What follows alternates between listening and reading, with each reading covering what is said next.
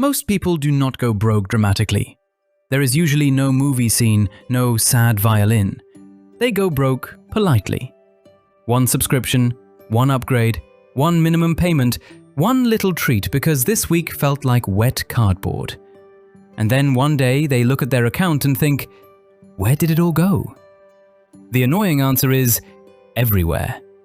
Money rarely disappears, it leaks. And the habits that keep people poor are usually not dramatic. They are normal, socially approved, sometimes even advertised as self-care. Here are 10 normal money habits that keep you poor. Not because you are stupid, because life is expensive, and some habits make expensive life even more expensive. Habit 1. Not knowing where the money goes. This sounds basic because it is. That does not make it optional. If you do not track your money, your brain invents a beautiful fictional version of your spending. In your head, you are careful. Groceries, bills, the occasional coffee. But your bank statement may be telling a different story. Delivery fees, app charges, subscriptions you forgot existed because each one is too small to feel like a crime. A budget is not a prison. It is a leak detector. Invisible spending cannot be fixed. The Federal Reserve's 2023 household survey found that 17% of American adults did not pay all their bills in full in the previous month. That is not just a poverty statistic, that is a margin statistic. Habit 2. Treating income like permission. This is lifestyle creep. You earn more, so you spend more.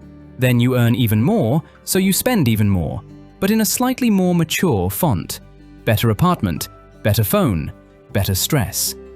Lifestyle creep is sneaky because each upgrade feels reasonable by itself, and sometimes it is reasonable.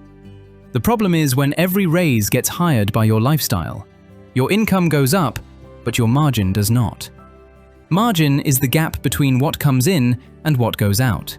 That gap is where savings, investing, and peace live. We spoke about the gap in another video, which you can check out somewhere up here. Without margin, a higher salary becomes just a larger hamster wheel. Habit 3. Confusing monthly affordability with actual affordability. This is the favorite trick of modern finance. Do not ask, can I afford this? Ask, can I survive the monthly payment? Different question, very different trap. A car can look affordable at $399 a month. A phone can look affordable at $29 a month. Furniture can look affordable at $0 today. Monthly payments shrink big decisions until they fit inside your denial. But the real cost is still there. Sometimes with interest, sometimes with fees. The better question is, what is the total cost? And what does this payment stop me from doing every month? Habit 4. Carrying bad debt. Some debt can be useful. A mortgage can buy shelter. A student loan might increase earning power. Debt is not automatically evil. But consumer debt is different. Credit cards, payday loans, buy now, pay later.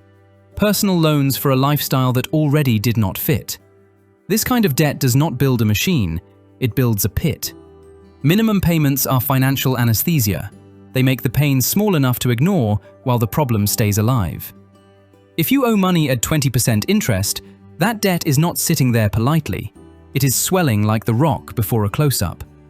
The New York Fed reported that US credit card balances reached about $1.14 trillion in the second quarter of 2024. Trillion, with a T.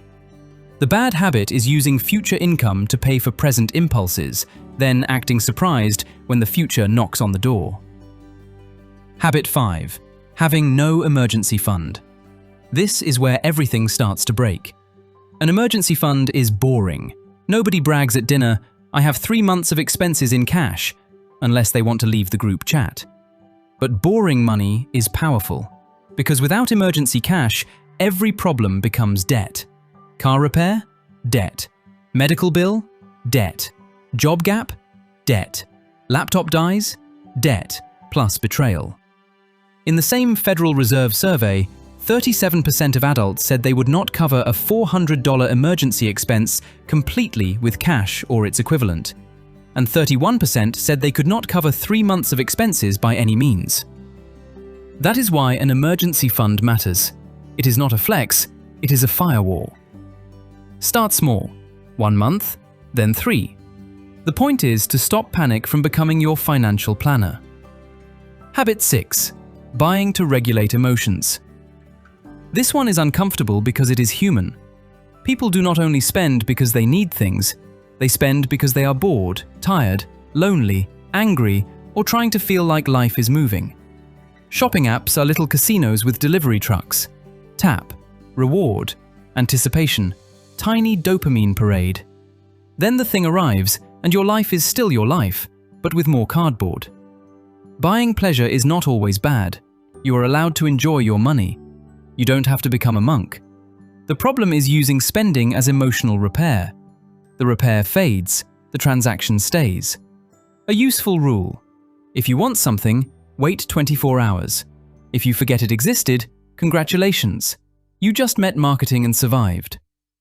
Habit 7. Ignoring small expenses because they are small. This is where people start fighting about coffee. So let us be clear, coffee is not the villain. It's just a bean trying its best. The bad habit is dismissing every small expense because each one is individually defensible. 5 here, 10 there. Delivery because you are tired, and the numbers add up faster than your brain wants to admit. According to the US Bureau of Labor Statistics, the average American consumer unit spent $3,945 on food away from home in 2024. That is not a delivery-specific stat, and it is not just young workers, it is the broad average. But that is the point. This category is already thousands per year before delivery fees, service fees, tips, and the mysterious "because we can" fee. And if someone turns a $28 lunch into a workday habit, that is about $7,280 a year before vacations. Not because of magic, just $28 times 5 days times 52 weeks. That is not coffee money anymore.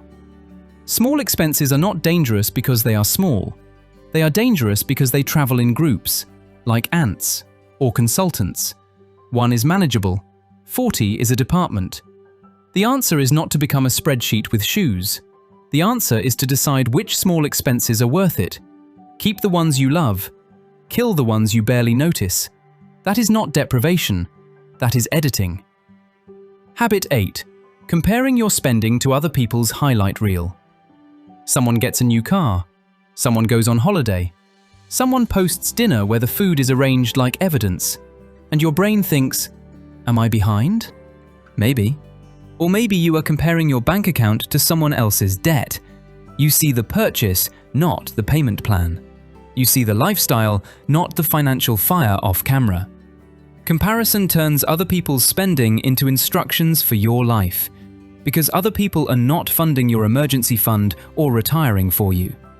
Looking rich is easy if you are willing to be financially irresponsible. The goal is to become stable, quietly, for real. Habit 9. Delaying investing until you know enough.